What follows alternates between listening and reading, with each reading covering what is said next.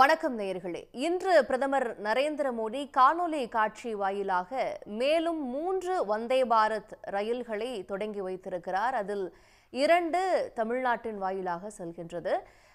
ஏற்கனவே இந்த அமித் உற்சவ் என்று சொல்லப்படக்கூடிய 75வது ஆண்டு சுதந்திர தின விழாவை முன்னிட்டு அந்த தினத்திலிருந்து 75 வாரங்களுக்குள் கிட்டத்தட்ட ஒரு 75 வந்தே பாரத் ரயில்களை இயக்கிவிட வேண்டும் என்பது இலக்காக இருந்த சூழலில் தற்பொழுது 54 வந்தே பாரத் ரயில்கள் இதுவரை தொடங்கப்பட்டு இயங்கிக் கொண்டிருக்கின்றன.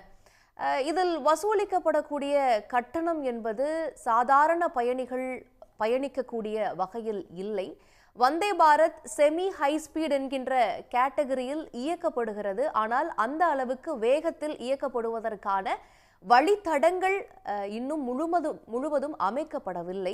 இப்படி இருக்க பயணிகள் பயணிக்க ஏதுவாக இருந்த சதாப்தி போன்ற விரைவு ரயில்கள் குறைக்கப்பட்டு அதை வந்தே பாரத் ரயில் இடை நிரப்புகிறது. இது ஏழை பயணிகளுக்கு பயனளிக்கக்கூடிய வகையில் இருக்கிறதா? எதற்காக வந்தே பாரத் ரயில்கள் இயக்கப்படுகின்றன?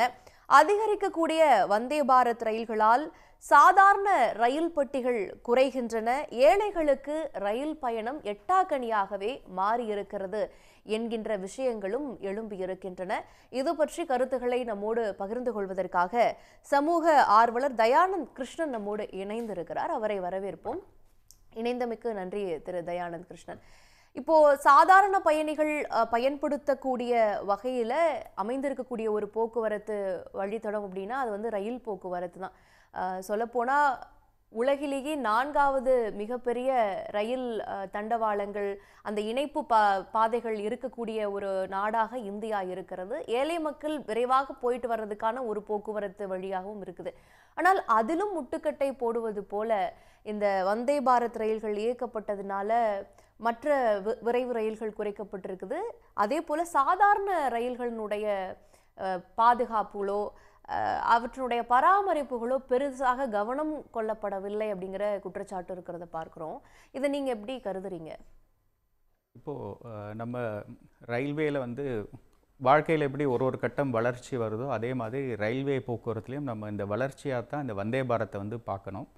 ஏன்னா ஒரு டெஸ்டினேஷனை விரைவாக 2 சிட்டியை கனெக்ட் பண்ணணும் அப்படின்ற பட்சத்தில் ரொம்ப ஆண்டுகளாக அந்த ரயில்வேவுடைய ஸ்பீடு பார்த்திங்கன்னா சூப்பர் ஃபாஸ்ட் எக்ஸ்பிரஸ்ன்னு சொல்லுவாங்க. ஆனால் 55 km/h தான் அது ட்ராவல் பண்ணிகிட்டு இருந்தாங்க. இப்போது இந்த நியூ வெரைட்டி ஆஃப் ஒரு ட்ரெயின் இன்ட்ரடியூஸ் பண்ணது கொஞ்சம் ஹை ஸ்பீடாக ட்ராவல் பண்ணணும், 130 km/h பயணிக்கணும். ஆனால் இந்த ரயில்கள் பார்த்திங்கன்னா இன்னும் 90 km/h தான் ட்ராவல் பண்ணுற மாதிரி இருக்குது. ஏன்னா முன்ன குறிப்பிட்டது போல் ட்ராக் இன்ஃப்ராஸ்ட்ரக்சர், சிக்னலிங் இன்ஃப்ராஸ்ட்ரக்சர் இதெல்லாம் நிறைய தயார்படுத்த வேண்டிய ஒரு கட்டம் இருக்கிறது. ஸோ இது ஒரு பரிணாம வளர்ச்சி தான். நெக்ஸ்ட் ஸ்டேஜ் ஆஃப் ஒரு டிரான்ஸ்போர்ட்டேஷன் ஒரு இன்க்ரீஸ்டு ஸ்பீடில் இந்த ட்ரெயின்ஸை ஆப்ரேட் பண்ணுறாங்க. அது இன்ட்ரடியூஸ் பண்ணியிருக்காங்க. அதற்கான கிளாஸ் ஆஃப் பீப்புள் வந்தே பாரத்தை பயன்படுத்துறதுக்கு மக்கள் இருக்க தான் செய்வாங்க. So middle class and upper middle கிளாஸ்க்கு இது ரொம்ப பயனுள்ளதாக இருக்கும்.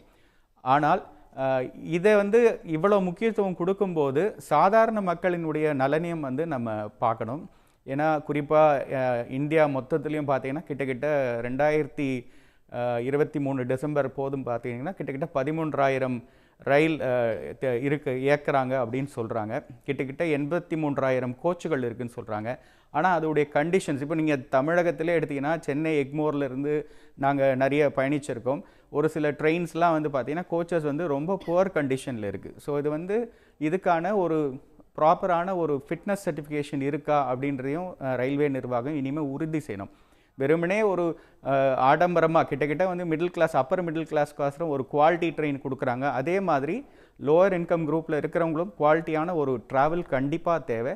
அதனால் அதற்கான கோச்சை இம்ப்ரூவ் பண்ண வேண்டியதும் நெசசிட்டி இருக்குது. ஸோ இதில் கவனம் செலுத்தணும். கண்டிப்பாக அதுக்கு தான் வந்தே சாதாரண ஒன்று இன்ட்ரடியூஸ் பண்ணாங்க. பட் அது இது வரைக்கும் சரியாக அமல்படுத்தலை. அமிர்த் பாரத் அப்படின்னு மாற்றிருக்காங்க. அந்த ரயில்களை அதிகமாக இயக்கணும். அப்போ தான் அது சாதாரண மக்களுக்கு பயனுள்ளதாக இருக்கும். இப்போ நவீன வசதிகளோட இருக்கைகள் நவீனமயமாக்கப்பட்டு உணவுகள் தரம் உயர்த்தப்பட்டு வழங்குறதுனால வந்தே பாரத் அதுவும் இல்லாமல் கூடுதல் வேகத்தில் செல்லுது அப்படிங்கிறதுனால இதனுடைய பயணச்சீட்டுகளினுடைய விலை அதிகமாக இருக்கிறது. ஆனால் ஒரு சேவை, ரயில் என்பது சேவை. அப்படி சர்வீஸாக நம்ம வழங்கும்போது சாதாரண பயணிகளும் பயன்படுத்துகிற வகையில் இருக்கணும். இவங்க 4 கேட்டகரியில் விட போகிறாங்க வந்தே பாரத். இனி இருக்கக்கூடிய திட்டமும் 2047ன்னு இலக்க வச்சு 4500 வந்தே பாரத்தை இயக்க போகிறதா ஒரு திட்டம் இருக்குது. அப்படின்னா இனி வரும் காலங்களில் கொஞ்சம் கொஞ்சமாக இந்த சாதாரண பயணிகள் பயன்படுத்தக்கூடிய, நடுத்தர மக்கள் பயன்படுத்தக்கூடிய ரயில்களினுடைய எண்ணிக்கையை குறைச்சிட்டு முழுவதும் வந்தே பாரத்தாக கொண்டு வரப்பட்டால் இன்னைக்கு இருக்கிற நிலைமை மாதிரி தான் அஃபோர்டபுளாக இருக்குமா அப்படிங்கிறது ஒரு பெரிய கொஸ்டின். இல்லை, இதை பொறுத்த வரைக்கும் பார்த்தீங்கன்னா, இப்போ அவங்க ட்ரெயின்ஸ் வந்தே பாரத் போன்ற ரயில்கள் வந்து ஆட் பண்ணுறாங்க அப்படின்னா, ஏற்கனவே இயங்கிக் கொண்டு இருக்கிற 13,000 ரயில்களோட இந்த 4,000 ரயில்கள் வந்து அடிஷ்னலாக ஆட் ஆக போகுது. அப்படி ஆட் ஆச்சுன்னா அதனால் வந்து அதிக மக்கள் பயன்படுத்துகிற மாதிரி ஒரு சூழ்நிலை வரும். ஆனால் எல்லாருக்கும் அது அஃபோர்டபுளாக இருக்குமா? இப்போவே வந்தே பாரத் ஒரு சில ட்ரெயின் வழித்தடங்களில் பார்த்தீங்கன்னா காஸ்ட் எஃபெக்டிவாக இல்லை, மக்கள் பயன்படுத்த முடியல, பேட்டர்னேஜ் இல்லைன்னு ட்ராப் பண்ண ஆரம்பிச்சிருக்காங்க.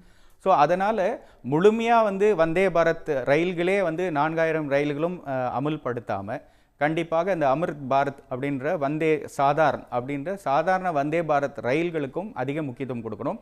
30% வந்தே பாரத் ரயில்கள் புதுசாக தயாரிக்கிறாங்கன்னா மீதி இருக்கிற 70% வந்து சாதாரண ரயில்கள் வந்து கண்டிப்பாக தயாரிக்கணும். ஏன்னா அதுவும் அங்கே அந்த மக்களும் வந்து காலம் வந்து அவங்களுக்கும் ரொம்ப முக்கியம். அவங்களும் நேரத்தோட ஒரு சிட்டி டு இன்னொரு சிட்டி ரீச் ஆகணும். ஸோ அவங்களையும் மனதில் வைத்து மத்திய அரசாங்கம் வந்து அதற்கான முன்னெடுப்புகளும் எடுக்கணும்.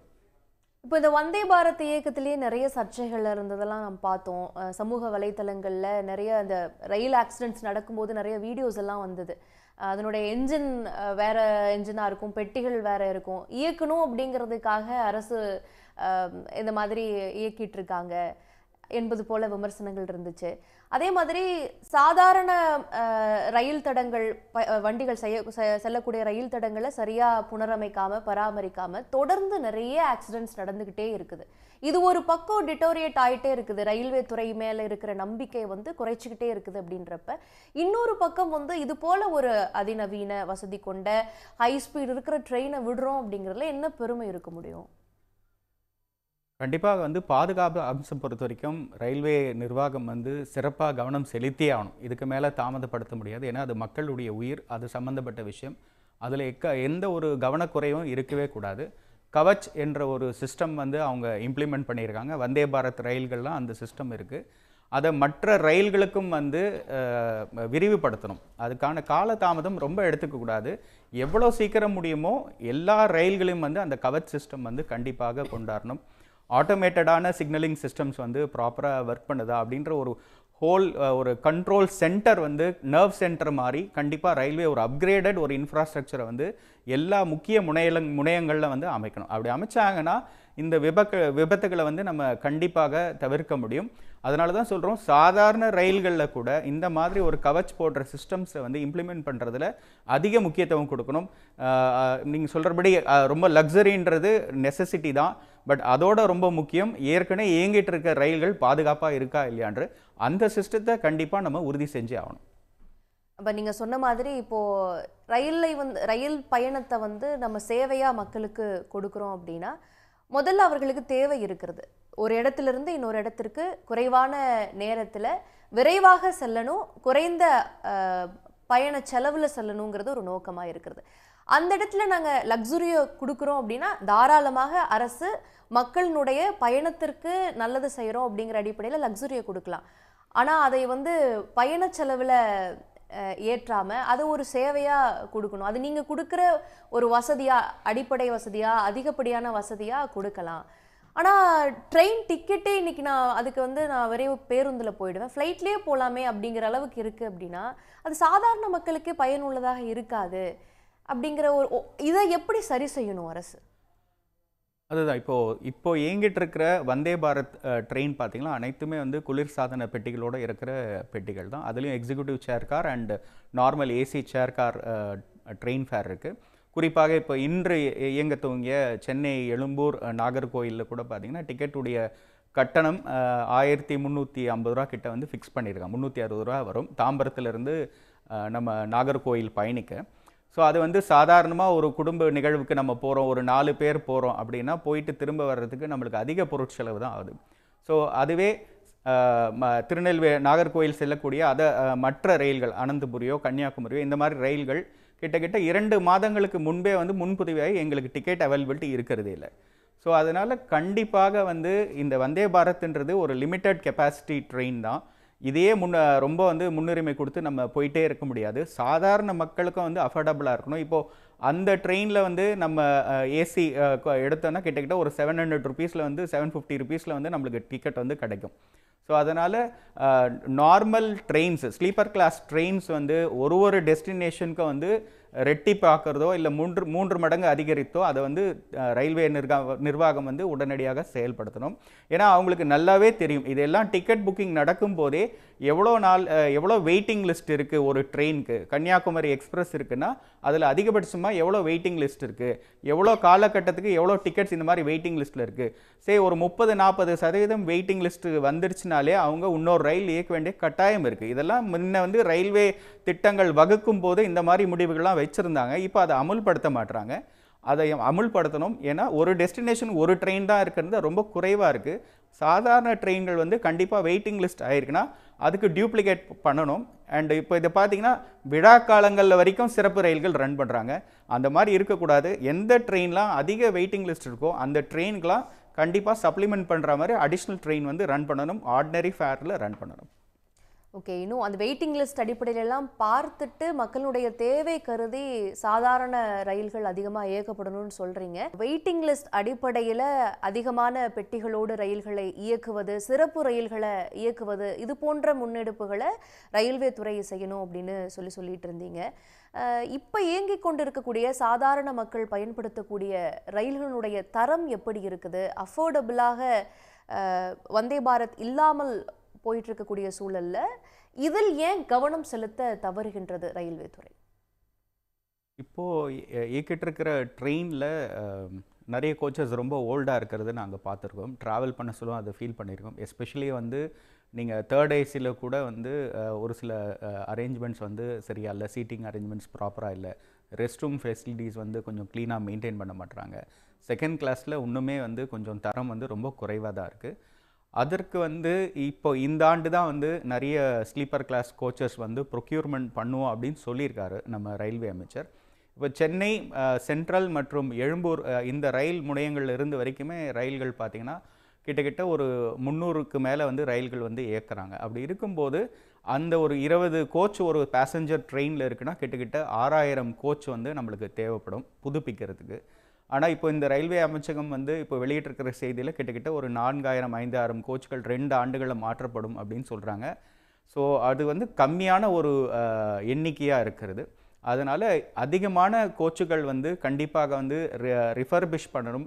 இருக்கிற கோச்சுகள் ரொம்ப பழசாக இருக்குன்னா அதெல்லாம் டோட்டலாக ரீப்ளேஸ் பண்ணிவிட்டு புது கோச்சுகளை வந்து எல்லா ரயில்களும் வந்து ஆட் பண்ணணும். இது இல்லாமல் புது ட்ரெயின்ஸும் ஆட் பண்ண வேண்டிய ஒரு கட்டாயம் இருக்குது. ஏன்னா மக்கள் தொகை மின்போட பன்மடங்கு வந்து அதிகரிச்சிருக்கு.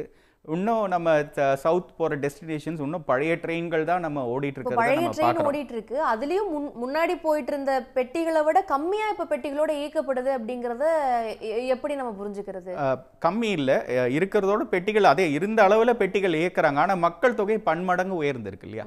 இப்போ ஒரு பாப்புலேஷன் எடுத்தீங்கன்னா இப்போ எங்கள் பகுதி எடுத்துக்கோங்க. 2011ஆம் ஆண்டு சிட்லப்பாக்கம் பகுதியில் வந்து 39,000 பேர் இருந்தாங்கன்னா இப்போ 2024 60,000 மக்கள் வந்து வசிக்கிறாங்க. கிட்டத்தட்ட வந்து 21,000 மக்கள் அதிகமாக இருக்கிறாங்கன்னு சொல்ல அவங்களுடைய போக்குவரத்து தேவை கண்டிப்பாக நிச்சயமாக இருக்கிறது. அப்படி இருக்கும்போது அவ்வளோ அந்த ரயிலுடைய எண்ணிக்கைகளும் அதிகரிச்சிருக்கணும். இப்போ ஃபர்ஸ்ட் ப்ரிஃபரன்ஸ் எதுக்கு நமக்கு கொடுக்கப்பட்டிருக்கணும்? நீங்கள் 180 கிலோமீட்டர் பெர் ஹாருக்கோ 200-220 கிலோமீட்டர் பெர் ஹாருக்கோ வந்தே பாரத்தை இயக்குற அளவுக்கு வழித்தடங்கள் அமைக்கப்படலை. அதே போல பழைய ரயில்கள் இயங்கிட்டு இருக்கக்கூடிய வழித்தடங்களே இன்னும் பராமரிக்கப்படாமல் சரியாக இயக்கப்படாமல் நிறைய இடங்களில் ஆக்சிடென்ட் நடந்துட்டு இருக்கு. அப்படின்றப்ப இதை சரி செஞ்சுட்டு தானே இந்த திட்டத்திற்கு முக்கியத்துவம் கொடுத்திருக்க வேண்டும். அதை ஏன் கவனம் செலுத்தலை அப்படிங்கிற கேள்வி இருக்கு. இல்லை, அதுதான் நான் சொன்னேன் இல்லைங்களா, ரயில் போக்குவரத்தில் அடுத்த கட்ட வளர்ச்சி நோக்கி நம்ம பயணிக்க ஆரம்பிச்சிருக்கிறோம்.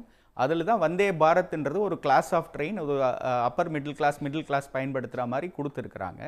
ஆனால் அதில் செலுத்துகிற அதே கவனம் இந்த அதை ஏற்கனவே ஓடிட்டு இருக்க ரயில் பெட்டிகள், அந்த ட்ரெயினில் இருக்கக்கூடிய பாதுகாப்பு அம்சங்கள், அதுலேயும் முக்கியத்துவம் கண்டிப்பாக இருக்கணும். ஏன்னா இதுதான் வந்து நம்முடைய அடித்தளம்.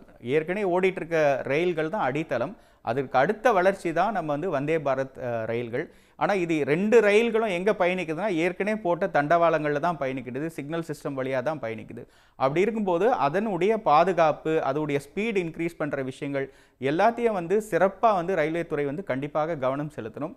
இதில் ஏதாவது குறைபாடு வந்ததுன்னா கண்டிப்பாக வந்து அது மக்களை தான் போய் அடையும் அந்த பிரச்சனை. இப்போ மக்களுக்கு என்ன சந்தேகம் இருக்கு அப்படின்னா, சாதாரண மக்கள் பயன்படுத்தக்கூடிய ரயில்கள் அதிகப்படுத்தப்படலை, ஆனால் அதிக பயண விலையோட இருக்கக்கூடிய வந்தே பாரத்துக்கு அதிக முக்கியத்துவம் கொடுக்குறாங்கன்னா, இது வந்து ஒரு வணிக நோக்கத்தோடையோ லாப நோக்கத்தோடையோ தான் இந்த அரசு செயல்படுகிறதா, ரயில்வே துறை செயல்படுகிறதா அப்படின்னு கேட்குறாங்க. இல்லை, அதுதான் நீங்கள் பார்த்தீங்கன்னா நான் சொன்னேன் இல்லைங்களா, ஒரு ஒப்பீடே கொடுத்துருந்தேன். சென்னை எழும்பூர் சென்ட்ரலில் இருந்து கிட்டத்தட்ட 300 ரயில்கள் இயக்குறாங்க. அதில் இப்போ தமிழகத்துக்கு வந்திருக்கக்கூடிய தமிழகம் அந்த வழியாக போகிற வந்தே பாரத் ரயில் கிட்டத்தட்ட 7 ரயில்கள் தான். அது குறைவாக தான் இருக்குது. இன்னும் அந்த அளவுக்கு வந்து எண்ணிக்கை அதிகரிக்கல. ஆனால் ஃபியூச்சர் பிளான் வந்து எல்லாமே வந்தே பாரத்தாக இருந்ததுன்னா அதுதான் ஆபத்தானது. அதை வந்து மத்திய அரசாங்கம் வந்து கண்டிப்பாக ரயில்வே துறை வந்து சிறப்பாக கவனம் செலுத்தணும். இனிமேல் எல்லாமே வந்தே பாரத்தாக இல்லாமல் நான் சொன்ன ஒரு 100 ட்ரெயின் இன்ட்ரடியூஸ் பண்ணுறாங்கன்னா அதில் 70 ட்ரெயின் அம்ரித் பாரத் ட்ரெயின், வந்தே சாதாரண ட்ரெயின்களை வந்து அறிமுகப்படுத்தணும். 30% வந்து இந்த மாதிரி வந்தே பாரத் ட்ரெயினும் வேணும். ஏன்னா அதுக்குன்னு கிளாஸ் ஆஃப் பீப்புள் இருக்கிறாங்க, அவங்களுக்கு அந்த ட்ராவல் தேவைப்படுது. அந்த ட்ரெயினே அவங்க மெயின்டைன் பண்ண. ஆனால் அதிக கவனம் இந்த மாதிரி அம்ரித் பாரத் ட்ரெயின்ஸில் வந்து கவனம் செலுத்தினா சாதாரண ஏழை எளிய மக்களும் வேகமாக 2 சிட்டிக்குள்ளார வந்து ரீச் பண்ண முடியும். சொன்ன நேரத்தில் அவங்களால ரீச் பண்ணுறதுக்கு ரொம்ப எளிதாக இருக்கும். ஓகே, நீங்கள் சொன்னது போல் கன்சியூமர்ஸின் அடிப்படையில் யார் அதிகமாக இந்த பயணத்தை கன்சியூம் பண்ணுறாங்க, அம்ரித் பாரத்தை பயன்படுத்தக்கூடிய மக்களுக்கு பயன்படும் வகையில் அந்த ட்ரெயின்ஸை அதிகப்படுத்தணும். வந்தே பாரத்தும் வளர்ச்சியின் அடிப்படையில் இயக்கப்படணும், அதுவும் தேவை அப்படின்னு சொல்லியிருக்கிறீங்க. பகிர்ந்து கொண்டமைக்கு நன்றி. இந்தியாவினுடைய நரம்பு மண்டலம் போல அமைந்திருக்கக்கூடிய இந்த இருப்பு பாதைகள் தான் இந்தியாவின் அனைத்து நூக் அண்ட் கார்னர்ஸ், மூலை முடுக்குகளையும் இணைக்கக்கூடியவையாக அமைந்திருக்கின்றன. இந்த இருப்பு பாதைகள் வலுப்படுத்தப்பட வேண்டும். அதில் பயணம் செய்யக்கூடிய பயணிகள், சாதாரண மக்கள் பயன்பெறும் வகையில் அதற்கேற்ற ரயில்களும் இயக்கப்பட வேண்டும் என்பது மக்களினுடைய கோரிக்கையாகவும் அமைந்திருக்கிறது. இணைந்து உங்களுடைய கருத்துக்களை பகிர்ந்து கொண்டமைக்கு நன்றி திரு தயானந்த் கிருஷ்ணன். நன்றி. மற்றும் ஒரு நிகழ்ச்சியில் சந்திப்போம். நன்றி, வணக்கம். உடனுக்குடன் செய்திகளை தெரிந்து கொள்ள சன் நியூஸ் பெல் ஐகானை கிளிக் பண்ணுங்க.